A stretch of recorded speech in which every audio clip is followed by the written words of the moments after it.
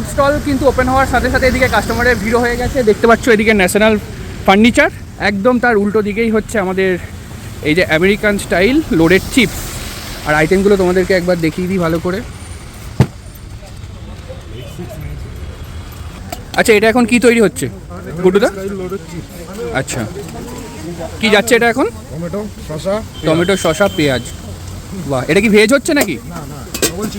Double chicken. এদিকে দেখতে পাচ্ছ ডবল চিকেন। এই যে চলে গেল হচ্ছে পেঁয়াজ কুচো।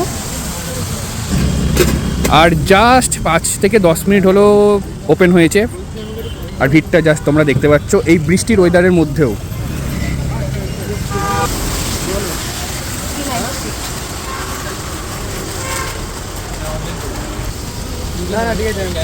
জানি না।